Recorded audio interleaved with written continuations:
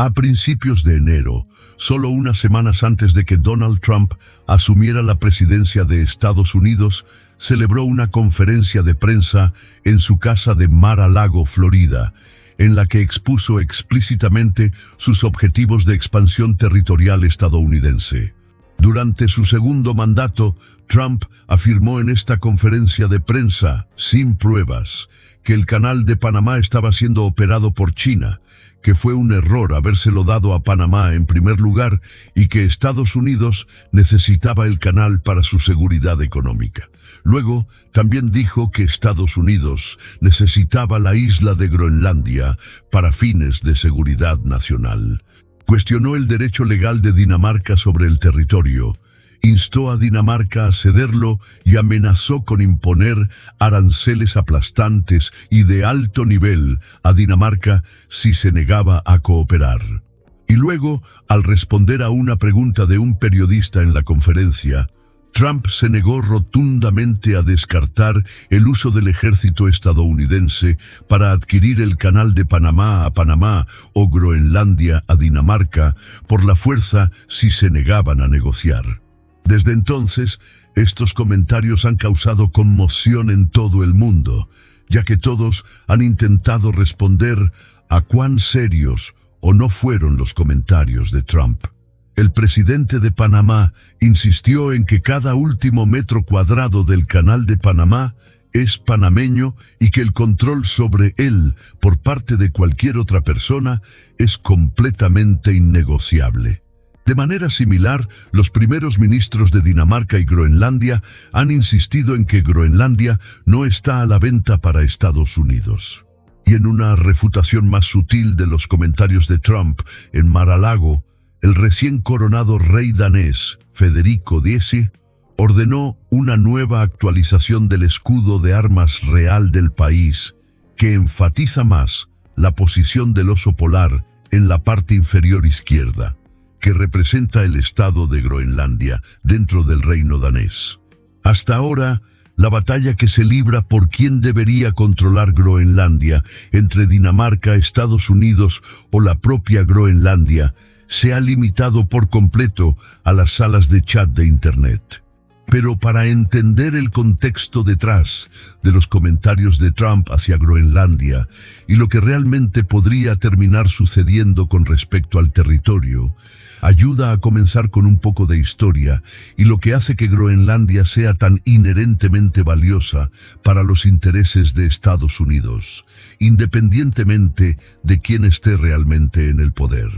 A estas alturas, el propio Trump tiene un largo historial de sugerir que Estados Unidos debería adquirir la isla más grande del mundo a Dinamarca, un territorio que es aproximadamente del mismo tamaño que toda Europa occidental. Primero sugirió que Estados Unidos debería hacer una oferta para comprar Groenlandia durante su primer mandato en 2019, que fue rechazada de manera educada pero firme por el gobierno danés en ese momento y solo causó una ligera tensión entre los dos gobiernos fuertemente aliados. Pero el interés de Estados Unidos en adquirir Groenlandia a Dinamarca se remonta mucho más atrás en el pasado de lo que la mayoría de los estadounidenses probablemente se dan cuenta. Mucho antes de Donald Trump, las raíces de Dinamarca en Groenlandia se remontan incluso más atrás, antes de que Estados Unidos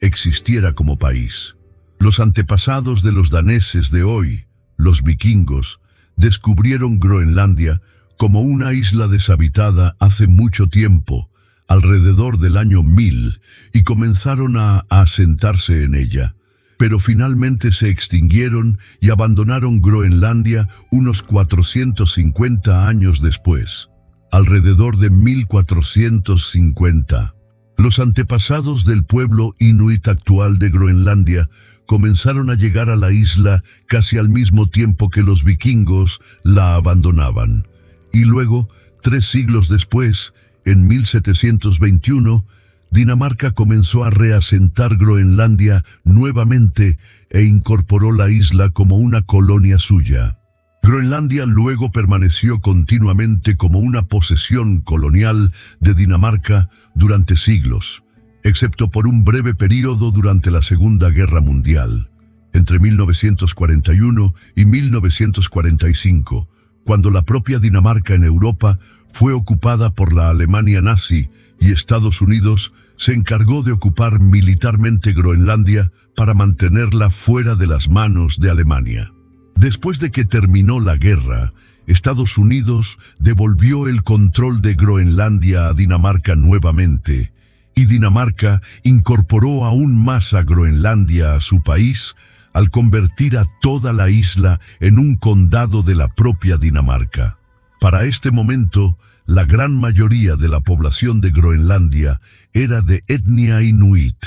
y al final de la era de la descolonización, en 1979, Dinamarca finalmente le concedió a Groenlandia su autogobierno y una amplia autonomía. Groenlandia obtuvo su propio parlamento separado y control total sobre sus propios asuntos internos, incluida la fijación de políticas sobre cualquier minería en la isla, mientras que Dinamarca aún conservaba el control total sobre las políticas exteriores y de seguridad de Groenlandia sin necesidad de consultar mucho a los propios groenlandeses. Mucho más tarde, en 2009, después de que los votantes aprobaran un referéndum en Groenlandia, la isla y Dinamarca acordaron una nueva ley de autogobierno que proporcionó una vía legal para que Groenlandia eventualmente declarara su independencia de Dinamarca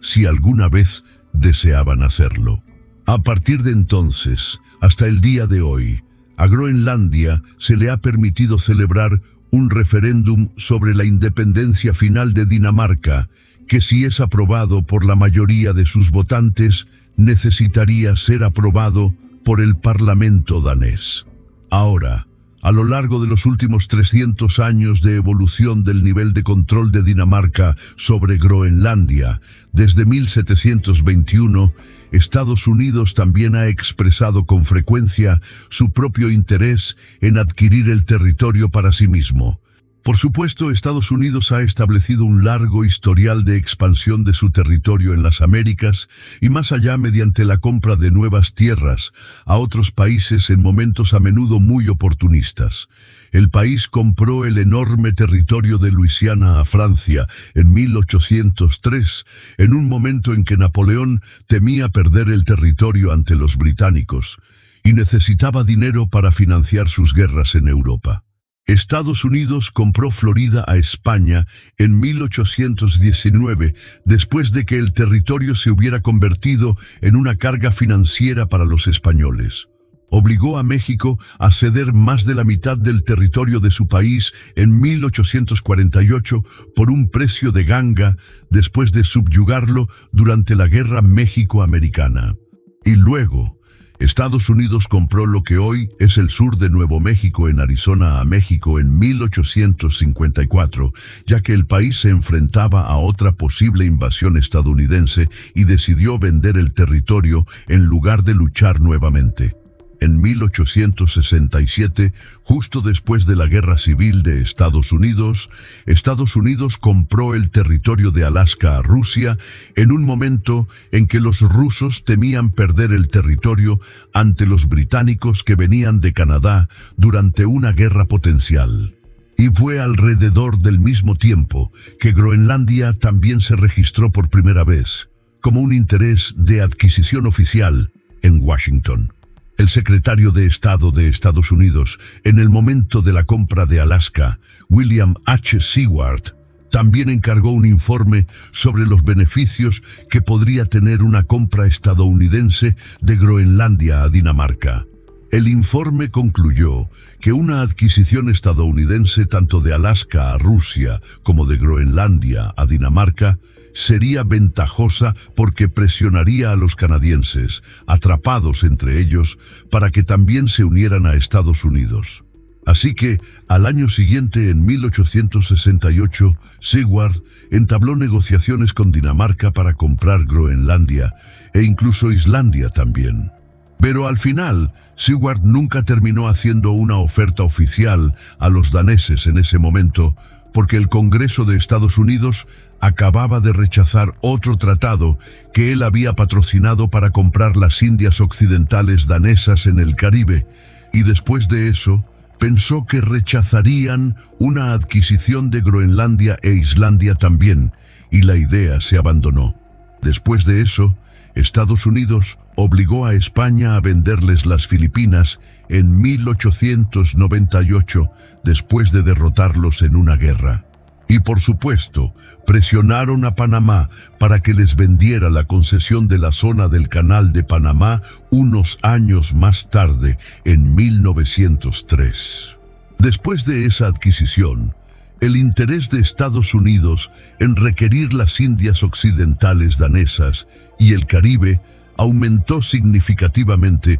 porque temían que las islas pudieran quedar bajo el control de la Alemania imperial, en lugar de Dinamarca, que podría usarlas como una base naval para amenazar el acceso de Estados Unidos al Canal de Panamá durante un escenario de guerra. Y así, en 1910, el entonces embajador de Estados Unidos en Dinamarca sugirió un esquema extraño y complicado a los funcionarios daneses en el que Estados Unidos cambiaría las principales islas filipinas de Mindoro y Palawan a Dinamarca a cambio de las Indias Occidentales danesas y Groenlandia. Luego, Dinamarca podría cambiar las islas filipinas a Alemania a cambio de Schleswig del Norte en Europa, que en ese momento era un territorio de mayoría danesa que estaba controlado por Alemania. Sin embargo, la oferta parece no haber sido considerada seriamente por la parte danesa y se convirtió en un punto discutible después de la Primera Guerra Mundial. De todos modos, después de que Alemania se viera obligada a ceder Schleswig del Norte a Dinamarca. No obstante, Estados Unidos continuó interesado en adquirir las Indias Occidentales danesas y Groenlandia. Y en 1916, Dinamarca expresó que estaría dispuesta a vender las Indias Occidentales danesas a Estados Unidos a cambio de que Estados Unidos reconociera el reclamo de Dinamarca sobre la totalidad de Groenlandia. Estados Unidos finalmente estuvo de acuerdo con esta posición y compró las Indias Occidentales danesas al año siguiente, en 1917, que luego se convirtieron en las Islas Vírgenes de Estados Unidos. Y Estados Unidos también extendió su reconocimiento formal de Groenlandia como territorio de Dinamarca. Durante la Segunda Guerra Mundial, el ejército de Estados Unidos intervino para ocupar temporalmente Groenlandia entre 1941 y 1945 para evitar que cayera en manos de los nazis. Pero a medida que el mundo comenzaba a avanzar hacia la nueva era de la Guerra Fría, el interés de Estados Unidos en Groenlandia se hizo mucho más intenso de lo que había sido antes. Groenlandia se encuentra precisamente en el centro geográfico entre Washington, D.C. y Moscú, y por lo tanto se encuentra directamente a lo largo de la ruta de vuelo más corta posible entre Estados Unidos y la antigua Unión Soviética. Estados Unidos ahora quería el control de Groenlandia para sus aplicaciones de seguridad y militares, porque podría permitir que los bombarderos y misiles estadounidenses estacionados allí atacaran más rápidamente a la Unión Soviética. Si bien también podría servir como la primera línea de defensa de Estados Unidos para detectar un ataque aéreo soviético lanzado contra el continente estadounidense. Debido a estas aplicaciones, Estados Unidos consideró que Groenlandia era de enorme importancia geopolítica al comienzo de la Guerra Fría. Y así, en 1946, el gobierno de Estados Unidos ofreció secretamente a Dinamarca 100 millones en lingotes de oro o alrededor de 1.000 millones en dinero de hoy por la compra de Groenlandia. Estados Unidos argumentó a las autoridades danesas en ese momento, como lo hacen hoy, que una venta del territorio a Estados Unidos también beneficiaría a Dinamarca, porque evitaría cualquier crítica a la presencia de bases militares estadounidenses en suelo danés, mientras que también le ahorraría a Dinamarca los costos de tener que subsidiar a la propia Groenlandia. Pero el ministro de Relaciones Exteriores danés en ese momento rechazó la oferta, diciendo que si bien su país le debía mucho a los estadounidenses por su ayuda durante la Segunda Guerra Mundial, sentía que no les debían toda la isla de Groenlandia. Pero si bien Dinamarca no aceptó vender Groenlandia a los estadounidenses, todavía reconocieron cuán importante era el territorio para ellos y esencialmente permitieron que los estadounidenses usaran Groenlandia para todo lo que realmente querían. Dinamarca y Estados Unidos se convirtieron en miembros fundadores de la Alianza de la OTAN en 1949, y en 1951 los dos países acordaron un tratado que permitía a Estados Unidos construir una nueva y masiva base de la Fuerza Aérea en el extremo noroeste de la isla, que se conoció como la Base Aérea de Thule. Thule se convirtió entonces en una de las bases militares más importantes de Estados Unidos en el extranjero durante la Guerra Fría. Permitió a los aviones de reconocimiento estadounidenses una base para espiar el norte de la Unión Soviética desde allí. También se convirtió en una base desde la que los bombarderos estratégicos estadounidenses con armas nucleares podían amenazar a la Unión Soviética. Y un sistema de radar de alerta temprana instalado allí permitió a Estados Unidos detectar cualquier posible ICBM con armas nucleares que los soviéticos dispararan sobre el círculo polar ártico hacia el continente estadounidense. Groenlandia también se convirtió en un componente estratégico importante en la estrategia naval de la Guerra Fría de Estados Unidos. La flota de submarinos nucleares estratégicos soviéticos se basó en el puerto de Murmansk, en el extremo norte, lo que significa que si salían del puerto hacia la costa este de Estados Unidos, tendrían que pasar por los cuerpos de agua entre el Reino Unido, Islandia y Groenlandia para hacerlo, que se conoció como la brecha Guyuk, y asegurar que la brecha Guyuk permaneciera cerrada durante una guerra caliente potencial con la Unión Soviética se convirtió en una prioridad militar máxima para Estados Unidos en la Guerra Fría, y aseguró el interés continuo de Estados Unidos en tener al menos algún tipo de presencia militar en Groenlandia. Sin embargo, después de que terminó la Guerra Fría a principios de la década de 1990, el interés de Estados Unidos en Groenlandia se desplomó drásticamente durante unos 20 años, a medida que las relaciones con Rusia entraban en una nueva fase inicialmente más cálida. La presencia y actividad militar de Estados Unidos en Thule disminuyeron significativamente, pero luego, varios factores agravantes en las décadas de 2010 y 2020 reavivaron el largo interés de Estados Unidos en Groenlandia una vez más. Una relación de confrontación renovada comenzó a surgir entre Estados Unidos y Rusia nuevamente después de que Rusia tomara el control de Crimea en 2014, y especialmente después de que Rusia lanzara su invasión a gran escala de Ucrania a principios de 2022,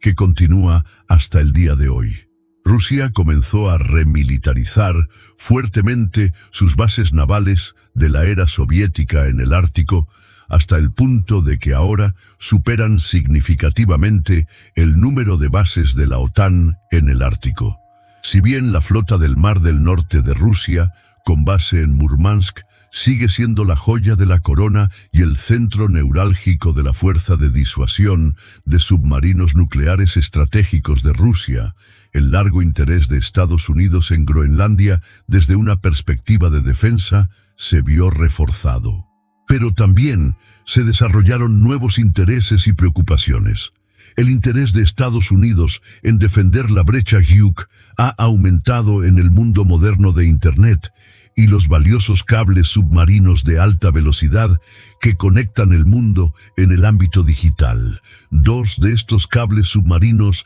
de vital importancia pasan justo por Groenlandia hoy. El cable Far North Fiber, que proporciona la conexión a Internet más directa entre Japón y Europa, y el cable Leif Erikson, que proporciona la conexión a Internet más directa entre Canadá y Escandinavia. Además, si los submarinos rusos pudieran pasar por la brecha Hughes sin ser detectados hoy y avanzaran más hacia el Atlántico Norte, podrían amenazar con sabotear los numerosos cables de Internet de alta velocidad que conectan a Estados Unidos con Europa, un riesgo que podría comprometer la entrega de información de Estados Unidos a Europa el tiempo suficiente para paralizar brevemente a las fuerzas militares estadounidenses en Europa durante un ataque ruso, por ejemplo, a los estados bálticos. Ya en 2020, Reuters describió a Groenlandia como un agujero negro de seguridad para Estados Unidos y sus aliados, informando que sus casi 27.000 millas de costa, en gran parte deshabitada, eran extremadamente difíciles de monitorear adecuadamente, especialmente para un país pequeño como Dinamarca, que pasó décadas gastando menos en su propia defensa desde el final de la Guerra Fría. Dinamarca gastó continuamente menos del 2% de su PIB en defensa durante décadas, hasta que la invasión rusa de Ucrania la impulsó a volver a subirla a más del 2% para 2023. Después de conceder a Groenlandia su autogobierno en 1979, Dinamarca ha seguido siendo la principal responsable de la defensa de Groenlandia, pero ha sido una fuerza muy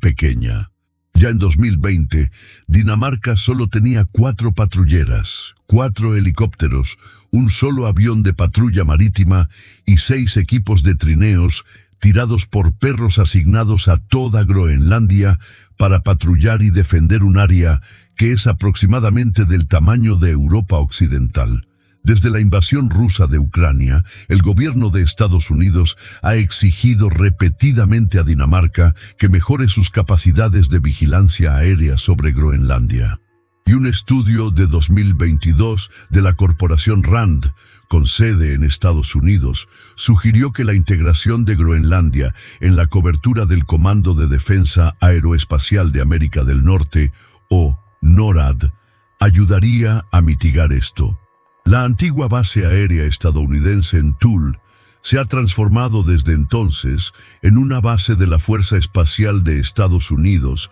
que ahora se conoce como Base Espacial de Pituffik, y su importancia para la planificación estratégica militar de Estados Unidos solo ha crecido. El ejército de Estados Unidos ahora opera varios satélites polares de comunicaciones, meteorológicos y de imágenes que cubren el hemisferio norte, y estos satélites requieren una estación en tierra dentro del Círculo Polar Ártico para su seguimiento, telemetría y control consistentes. Y hoy, las únicas 2 instalaciones de operaciones de satélites polares que Estados Unidos controla son Pituffik en Groenlandia y Clear en el centro de Alaska. Por lo tanto, si Estados Unidos perdiera el control sobre Pituffik por alguna razón, por ejemplo, en caso de que Groenlandia se independizara de Dinamarca y luego simplemente le dijera a Estados Unidos que se fuera,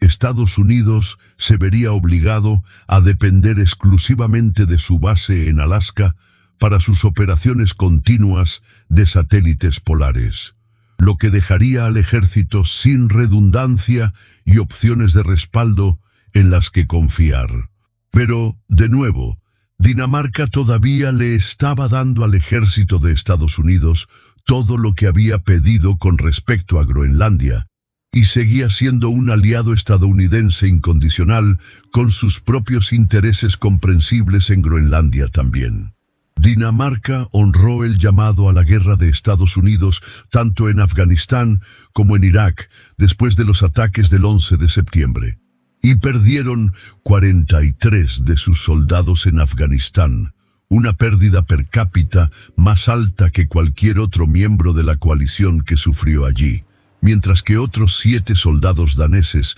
también murieron en Irak. La geografía de Dinamarca en sí misma también es extremadamente importante para la confrontación con Rusia, porque Dinamarca controla las puertas entre el Mar del Norte y el Báltico y está mejor posicionada que nadie para embotellar la flota del Mar Báltico de Rusia dentro del Báltico, especialmente con su competente y capaz armada y fuerza aérea, que ha adquirido docenas de modernos aviones de combate F-35 de Estados Unidos. Desde la invasión rusa de Ucrania, Dinamarca también ha donado más de 7.100 millones de euros en ayuda militar directa a los ucranianos, incluida la transferencia de todo su arsenal de proyectiles de artillería y 18 de sus aviones de combate F-16, lo que los convierte en uno de los mayores contribuyentes per cápita al esfuerzo de guerra ucraniano. El control continuo de Dinamarca sobre Groenlandia es importante para ellos, no solo porque tienen más de 300 años de historia continua allí, sino también porque Groenlandia hace que la pequeña Dinamarca sea unas 50 veces más grande de lo que sería de otro modo. Si bien también otorga a Dinamarca y por extensión a la Unión Europea su única costa en el Ártico, lo que les da a Dinamarca y a la UE una gran voz sobre lo que realmente sucede en el Ártico. Groenlandia también es la base del actual reclamo de soberanía de Dinamarca sobre el Polo Norte geográfico, que solo es rivalizado por las naciones árticas mucho más grandes de Canadá y Rusia. Y todos estos reclamos superpuestos de las naciones sobre el Polo Norte importan mucho más que simplemente impulsar el orgullo y el ego nacional. A medida que el cambio climático continúe acelerándose a lo largo del siglo, la capa permanente de hielo marino que ha cubierto el Ártico durante toda la historia de la humanidad se reducirá progresivamente de tamaño hasta el punto en que los barcos de carga eventualmente podrán atravesarla regularmente, especialmente con la ayuda de rompehielos de propulsión nuclear. Groenlandia está geográficamente bien situada entre el paso del noroeste a través de Canadá y la ruta del Mar del Norte a lo largo de Rusia. Ambos deberían estar en gran medida abiertos al tráfico marítimo a gran escala durante la mayor parte del año para la próxima década. Aún mejor para quien termine controlando Groenlandia en el futuro. La costa este de la isla se encuentra directamente a lo largo de la ruta marítima transpolar propuesta, que atraviesa directamente el centro del Polo Norte. Hasta ahora, la ruta marítima transpolar ha sido imposible de usar para el transporte marítimo a gran escala porque el centro del Ártico ha estado permanentemente cubierto por un espeso hielo marino, incluso durante el verano. Pero algunos analistas creen que para el año 2050 el hielo marino del Ártico se habrá retirado lo suficiente como para que incluso la ruta marítima transpolar sea realmente viable para ser utilizada por la industria del transporte marítimo. Lo que cambiará la forma en que el mundo comercia para siempre, porque se convertirá en la nueva ruta comercial marítima más corta entre Asia y Europa y entre Asia y el lado este de las Américas, ahorrando miles de kilómetros de distancia y enormes cantidades de dinero en las rutas comerciales actuales a través de los canales de Suez y Panamá. Y quien quiera que termine controlando Groenlandia tendrá la mejor posición geográfica posible para extender su propio control e influencia sobre esta nueva ruta comercial, que probablemente se volverá incluso más valiosa que el canal de Suez en un futuro no muy lejano. Y más allá de las futuras rutas comerciales valiosas que pasan por Groenlandia y en las que todos están interesados, También está el conocido tesoro de los recursos minerales increíblemente valiosos de Groenlandia, que todos quieren algún tipo de acceso. El Servicio Geológico de Estados Unidos mantiene una lista de 50 productos minerales que son críticos para la economía y la seguridad nacional de Estados Unidos en la actualidad. Aproximadamente la mitad de estos minerales críticos tienen su producción dominada por China, incluidos minerales muy clave que son importantes para las tecnologías modernas como el galio y el germanio utilizados en semiconductores y el grafito que se utiliza en baterías de vehículos eléctricos y reactores nucleares. En total, según un informe de 2023 de la institución Brookings, aproximadamente el 60% de todos los llamados elementos de tierras raras del mundo que son críticos para la tecnología militar y la transición a la energía verde se están produciendo actualmente en China. Mientras que el 85% del procesamiento de tierras raras del mundo también se realiza en China, lo que le da a China un monopolio virtual en la cadena de suministro de las materias primas, que son críticas para construir el futuro y mantener una ventaja militar tecnológica. Pero a estas alturas, es bien sabido que el mayor suministro de elementos de tierras raras y minerales críticos en cualquier lugar fuera de China se encuentra allí, casi completamente sin explotar por nadie en Groenlandia. Al combinar los depósitos ya conocidos y descubiertos en el sur y el este de Groenlandia, se sabe que la isla alberga reservas de 43 de los 50 minerales críticos de la lista del gobierno de Estados Unidos. Entre esos minerales se incluyen depósitos masivos, probablemente líderes mundiales de grafito y litio, que son críticos para la producción de vehículos eléctricos. La producción de grafito y litio está actualmente dominada por países que no son ni Estados Unidos ni Europa, con China produciendo el 77% del grafito del mundo y Australia y Chile produciendo casi el 80% del litio del mundo. Quien quiera que termine controlando y explotando las reservas de grafito y litio de Groenlandia se convertirá de repente en un líder mundial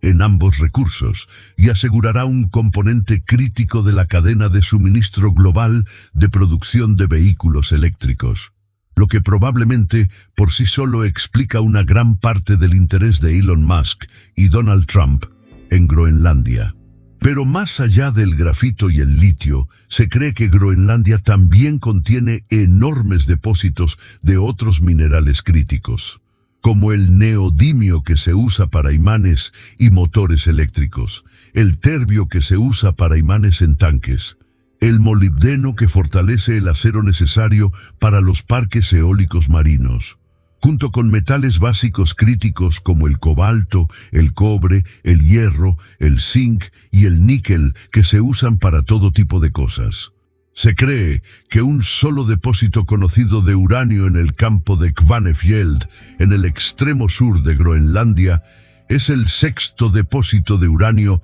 más grande jamás descubierto en todo el mundo, y por sí solo contiene más uranio del que se ha descubierto en todo Estados Unidos. Y más allá de los minerales, también se cree que Groenlandia contiene grandes cantidades de petróleo y gas. Una estimación del Servicio Geológico de Estados Unidos en 2008 sugirió que los pozos sin explotar frente a la costa de Groenlandia podrían producir alrededor de 52.000 millones de barriles de petróleo, lo que, si es exacto, sería equivalente a aproximadamente el 3% de todas las reservas probadas de petróleo del mundo actualmente, y colocaría a Groenlandia entre los 10 países principales a nivel mundial por reservas de petróleo, aproximadamente equivalente al estatus de Libia. Si fueran adquiridos hipotéticamente por Estados Unidos,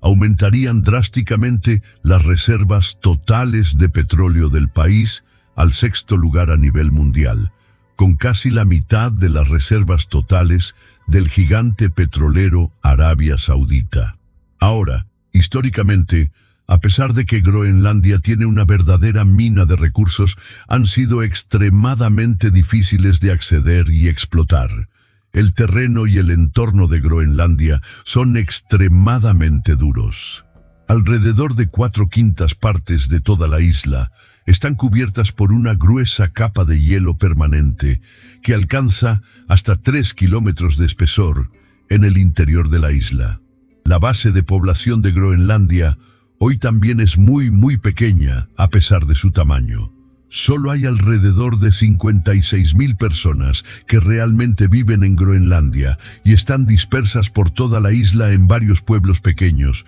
ninguno de los cuales está realmente conectado entre sí por carreteras. La única forma de viajar entre los pueblos de Groenlandia es volando entre ellos, navegando entre ellos o a veces tomando una moto de nieve o un trineo de perros entre ellos a través de un área del tamaño de Europa Occidental. Construir la infraestructura necesaria en Groenlandia para realmente acceder y extraer los recursos de la isla a gran escala sería increíblemente costoso. Si bien ninguno de los puertos de la isla permanece libre de hielo durante más de un par de meses al año, lo que significa que las exportaciones marítimas de la isla requerirían rompehielos que aumentarían aún más el costo del desarrollo. Pero a medida que el mundo ha crecido cada vez más interesado en la gran escala de la riqueza de los recursos de Groenlandia, el ritmo de la minería allí ha aumentado constantemente. Hace solo una década, a mediados de la década de 2010, había solo 12 sitios de exploración en toda la isla donde las empresas estaban perforando en busca de recursos. Hoy hay alrededor de 170 sitios de exploración donde se está perforando actualmente. Pero también hay una sola mina activa en toda la isla por el momento, y ahí es donde comienzan los problemas actuales de Groenlandia. Debido a que Groenlandia tiene una población tan pequeña y prácticamente no tiene industrias de las que hablar, la disponibilidad de capital en la isla será naturalmente extremadamente pequeña, hasta que realmente puedan poner en marcha la minería a gran escala. Pero para hacer eso, necesitan una enorme cantidad de capital para poner en marcha la infraestructura requerida que no tienen y nunca tendrán por sí mismos. Esto significa que Groenlandia necesita adquirir una gran cantidad de inversión extranjera para poner en marcha sus operaciones mineras, y también significa que, históricamente, Groenlandia ha necesitado ser apoyada y subsidiada por alguien de afuera para sobrevivir.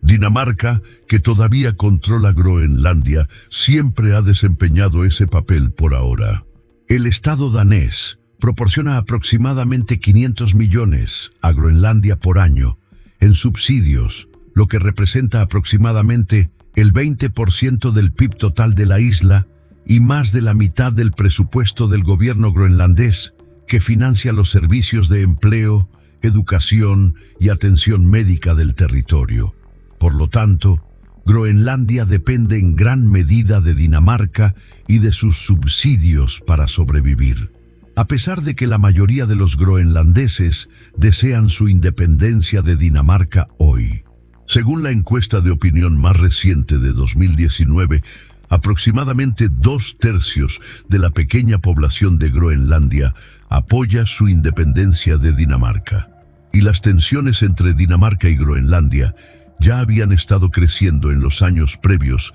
a los recientes comentarios de Trump.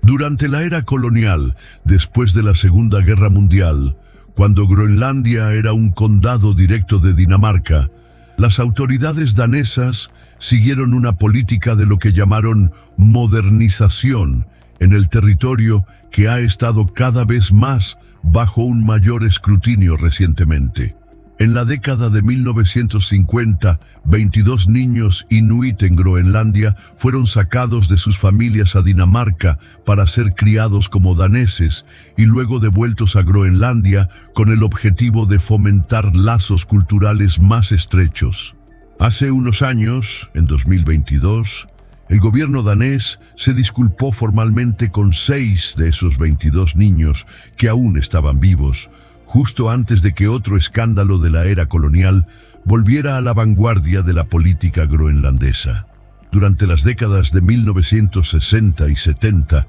el gobierno danés llevó a cabo un programa de control de la natalidad en Groenlandia, en el que a miles de mujeres y niñas inuit se les insertaron DIU, en muchos casos en contra de su consentimiento. El gobierno danés declaró que el programa era para controlar la tasa de natalidad de Groenlandia y para prevenir embarazos no deseados y costos. Y finalmente tuvo éxito en reducir la tasa de natalidad en Groenlandia en solo unos pocos años. Sin embargo, varios políticos groenlandeses inuit han acusado recientemente al programa de haber ascendido a un genocidio de su pueblo, incluido el actual primer ministro de Groenlandia, que lo llamó directamente genocidio durante una entrevista en diciembre de 2024. En 2023, Dinamarca decidió llevar a cabo una investigación pública de 2 años sobre el programa de control de la natalidad. Esto puso las dolorosas cicatrices del pasado colonial en Groenlandia en la vanguardia de la política de la isla. 67 mujeres groenlandesas han demandado al gobierno danés como parte de la investigación, que dicen que se les insertaron DIU para controlar sus embarazos en contra de su voluntad. Y se espera que la investigación general concluya en algún momento de este año, en 2025. Toda esta investigación dentro de la pequeña comunidad de solo 56,000 personas en Groenlandia casi con certeza ha contribuido a un mayor cambio en el deseo de la isla de independizarse de Dinamarca, liderado por un primer ministro que ya es muy pro-independencia. En una conferencia de prensa el 10 de enero, después de los comentarios de Trump, el primer ministro de Groenlandia declaró claramente que no queremos ser daneses, no queremos ser estadounidenses, queremos ser groenlandeses. Las próximas elecciones de Groenlandia se acercan y con la investigación en curso sobre el escándalo de control de la natalidad de la era colonial, el tema de la independencia de Dinamarca ya iba a ser el tema principal y central. Y ahora, los comentarios de Trump sobre la compra o adquisición de Groenlandia han echado gasolina a las llamas pro-independencia que ya ardían allí, ya sea que Trump tuviera la intención de hacerlo o no. Hay muchas personas en Groenlandia que ahora ven el valor de enfrentar a Dinamarca y a Estados Unidos entre sí. Y a medida que Groenlandia se vuelve cada vez más importante geopolíticamente en el siglo XXI, muchos groenlandeses quieren su independencia final para poder seguir su propia política exterior y diplomacia separada de Dinamarca, para que puedan celebrar sus propios acuerdos con quien quieran. Groenlandia tiene la vía legal para la independencia a través de la celebración de un referéndum, mientras que otros estudiosos del derecho internacional han sugerido que, debido al estado anterior de Groenlandia como colonia de Dinamarca, también poseen el derecho legal a la autodeterminación en virtud de la Carta de la ONU y podrían declarar unilateralmente su independencia sin pedir la aprobación del Parlamento danés en absoluto. El gran problema es qué pasaría después. Sin los subsidios anuales de Dinamarca, Groenlandia perdería inmediatamente el 20% de su PIB y la mitad del presupuesto operativo de su gobierno. Dinamarca y Groenlandia tienen actualmente un acuerdo en el que si las operaciones mineras en Groenlandia realmente comienzan a despegar, las regalías que las compañías mineras pagarán a Groenlandia se compensarán con reducciones en los subsidios anuales de Dinamarca, lo que siempre ha reducido el incentivo en Groenlandia para acelerar realmente sus operaciones mineras, porque Dinamarca reducirá sus subsidios a medida que aumenten las regalías mineras. La mayoría de los analistas esperan que Groenlandia no vea ningún beneficio económico de las operaciones mineras a gran escala hasta unos 20 años después de que comiencen, lo que de alguna manera los desincentiva a empezar y los incentiva a simplemente quedarse con los subsidios de Dinamarca y el control político de Dinamarca. Indudablemente, mucho para la preferencia de Dinamarca. Problemáticamente para Groenlandia, incluso si pusieran en marcha operaciones mineras en el país con la ayuda de inversión extranjera, no hay una forma clara de que beneficie a los groenlandeses locales más allá de las regalías gubernamentales directas. Verá, en economías mineras saludables, las operaciones mineras comprarán sus equipos a empresas locales y procesarán sus minerales con empresas locales, lo que estimulará una actividad económica local más amplia como resultado.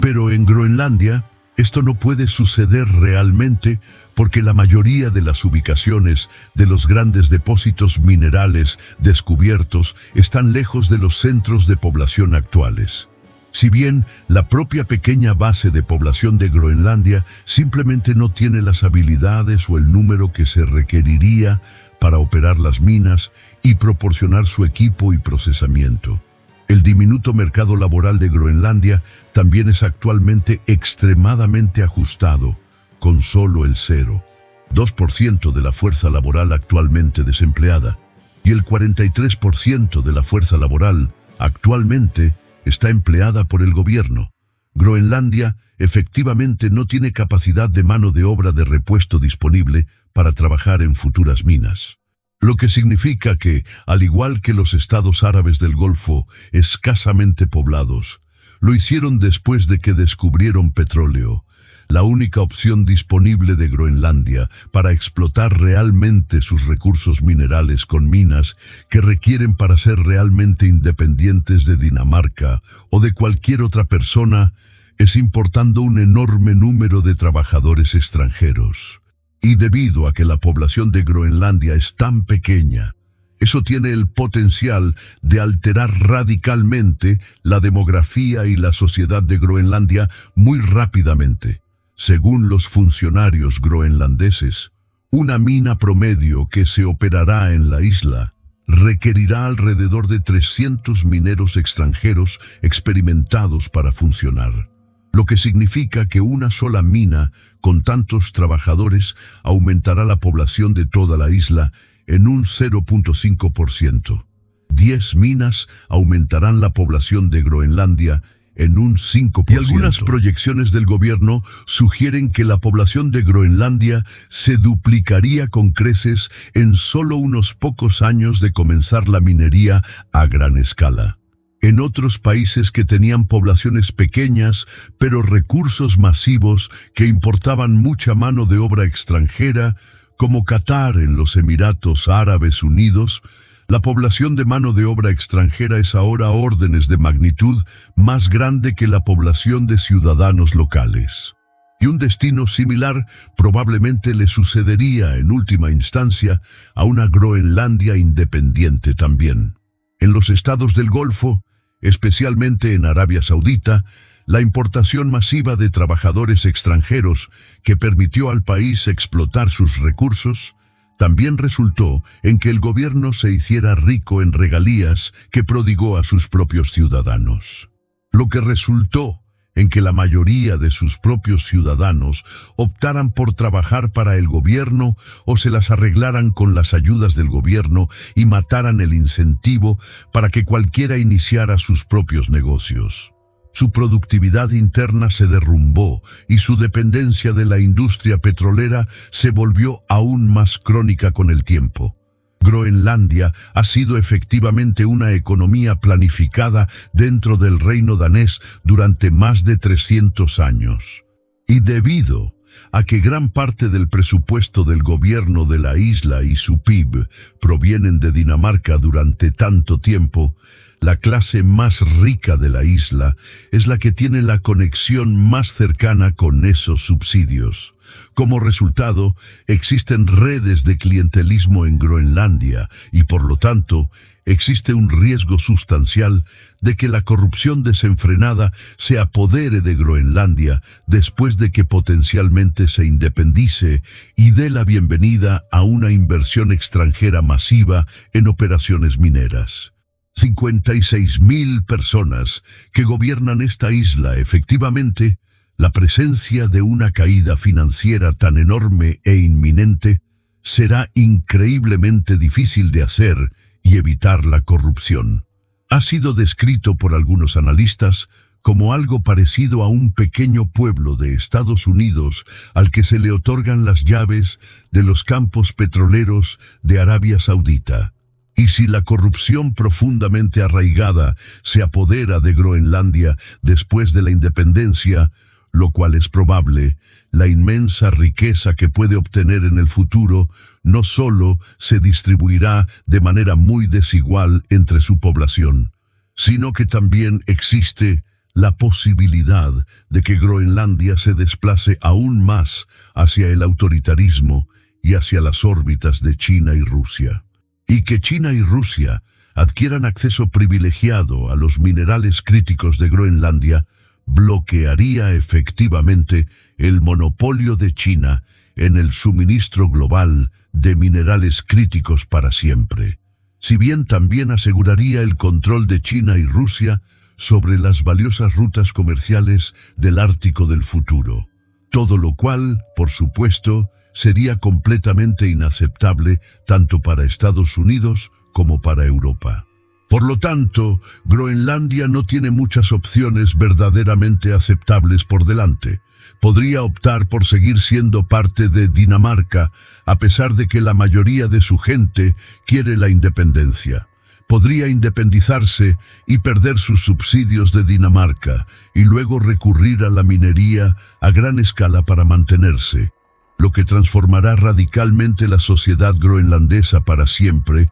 con un número masivo de extranjeros y un potencial significativo de problemas de corrupción. O podría buscar alejarse de Dinamarca y acercarse a Estados Unidos a través de una variedad de medios diferentes. La sugerencia de Trump de una compra total de Groenlandia, como las adquisiciones territoriales de Estados Unidos del pasado, es una de estas opciones. The Economist ideó una valoración bruta reciente de Groenlandia que tuvo en cuenta su PIB anual de 3.000 millones, menos el sector público de la isla, que está abrumadoramente subsidiado por Dinamarca. Y luego asumió que la tendencia de crecimiento económico a largo plazo de Groenlandia continúa, y que Estados Unidos recibe el 16% del PIB de la isla en impuestos por año, que es el promedio nacional actual de Estados Unidos. Su resultado fue que Groenlandia valía actualmente aproximadamente 50.000 millones en una venta potencial, que es solo alrededor de un 12% del presupuesto militar anual de Estados Unidos. Si Estados Unidos comprara Groenlandia directamente a los groenlandeses y a Dinamarca, podrían permitirse pagar a casi todos los residentes que viven allí $1 millón en efectivo y convertir a cada groenlandés en millonario en el proceso. Si Groenlandia también vendiera la isla a los estadounidenses, traería consigo todo el peso de los sistemas administrativo, legal y de seguridad estadounidenses a la isla también. Lo que, al menos en teoría, eliminaría el riesgo actualmente alto de corrupción que se asienta allí y también probablemente garantizaría una distribución mucho más igualada de la inminente bonanza mineral de Groenlandia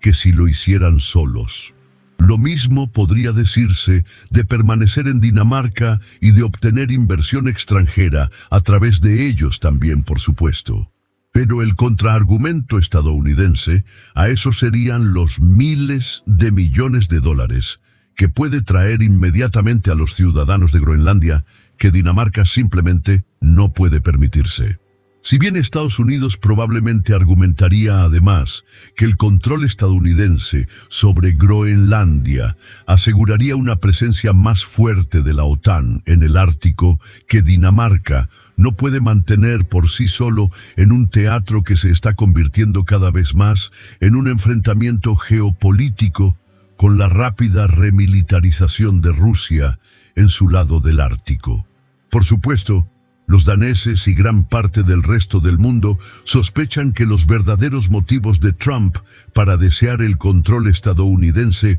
sobre Groenlandia son mucho más simples y directos. Adquirir Groenlandia sería la mayor adquisición territorial realizada en toda la historia de Estados Unidos, superando por poco la compra de Luisiana en 1803 en escala, que fue hecha por Thomas Jefferson. Asegurar Groenlandia sometería el legado de Donald Trump en la historia de Estados Unidos para siempre. Pero si Trump también tiene éxito en intimidar a un aliado estadounidense incondicional, como Dinamarca, para que renuncie a sus territorios, también dañará de forma permanente y catastrófica la reputación de Estados Unidos en todo el mundo y generará serias dudas en el resto de los aliados de Estados Unidos en todo el mundo. Si bien también le daría más legitimidad a las demandas territoriales de Rusia en Ucrania e incluso a la demanda territorial de China en Taiwán.